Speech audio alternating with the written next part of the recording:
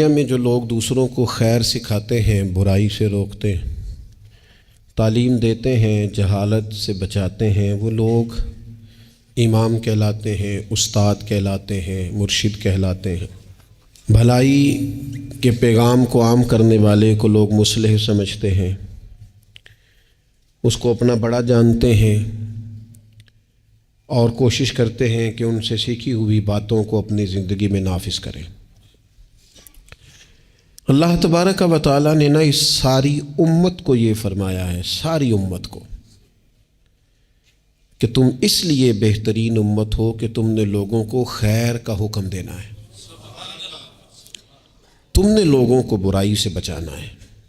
کنتم خیر امت اخرجت للناس، فرمایا تم بہترین امت ہو، لوگوں کی بھلائی کے لیے تمہیں پیدا کیا گیا۔ تأمرون بالمعروف وتنہون عن المنکر، تم لوگوں کو معروف کا حکم دو گے اور منکرات سے منع کرو۔ اس امت نے، پوری امت نے پیشوائی کرنی، پوری دنیا میں جہاں بھی کفر ہے، شرک ہے، جہاں بھی اسلام سے دور لوگ عقائد لے کے بستے ہیں، ان سب لوگوں تک پیغام حق پہنچانا، ان کی ذہن سازی کرنا، ان کو یہ بتانا کہ سچا اور کھرا دین دین اسلام ہے، ان کو یہ بتلانا کہ ہماری بھلائی، ہماری نجات اللہ کو ماننے میں ہے اور رسول کریم علیہ السلام کے دروازے کی گدائی میں۔ یہ اس پوری امت کے ذمے اللہ نے لگایا۔ ہمارے ہاں لوگ یہ سمجھتے ہیں کہ مجھے نسبت حاصل ہو گئی ہے، اب میرا اعزاز بن گیا ہے، لیکن جو چیز وجہ نسبت ہے اس کو میں اختیار کروں چاہے نہ کروں۔ استاد بڑا باعث افتخار ہے، پر اس کی وجہ عزت یہ ہے کہ وہ پڑھاتا ہے، اور اگر وہ پڑھائی نہ، وہ کہے جی میں استاد ہوں میری عزت کرو، بھئی آپ کا جو منصب ہے وہ بھی تو پورا کریں۔ ایک شخص ہے جس کی وجہ عزت یہ ہے، وجہ فضیلت یہ ہے کہ وہ کسی کو کوئی ہنر سکھاتا ہے، کوئی کام سکھاتا ہے، وہ کہے کہ میری عزت تو کرو، پر جو وجہ ہے عزت کی وہ میں پوری نہیں کروں گا، تو لوگ کہیں گے بھی جو وجہ اعزاز ہے وہ تو آپ نے پورا کیا ہی۔ اس امت مسلمہ کی جو وجہ فضیلت ہے وہ سب سے پہلی تو یہ ہے کہ یہ رسول پاک کی امت ہے، یہ سب سے پہلا اعزاز ہے، اور دوسری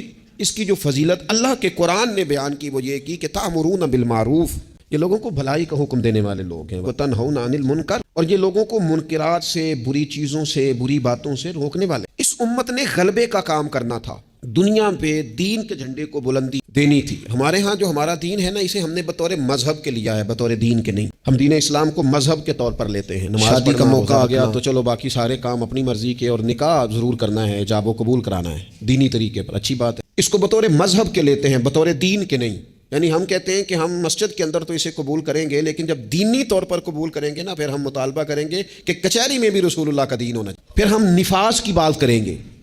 پھر ہم اس کے غلبے، هو الذی ارسل رسولہ بالہدی والدین الحق، یہ دین ہے، والدین الحق لیظہرہ علی الدین کلہ۔ اللہ فرماتے ہیں یہ رسول ہم نے اس لیے بھیجے ہیں دین حق دے کے، تاکہ اس دین کو سارے دینوں پر غالب کر دیں، اس کا غلبہ ہو۔ ہمارا کفر کے ساتھ یہ طریقہ ہمیشہ یہ رہا، غیروں کے ساتھ، کہ بھئی دین ہمارا چلے گا، تم ہمیں جزیہ دو، اپنے مذہب کے مطابق تم کرو پوجا پاٹ معاذ اللہ جو تم نے کرنی ہے، اگرچہ وہ درست نہیں ہے۔ لیکن اب کیا ہوا ہے؟ اب یہ ہوا ہے کہ نظام ان کا ہے ہر جگہ پہ، اور ہمیں یہ کہا گیا ہے کہ نماز پڑھو کوئی حرج نہیں، روزہ رکھو،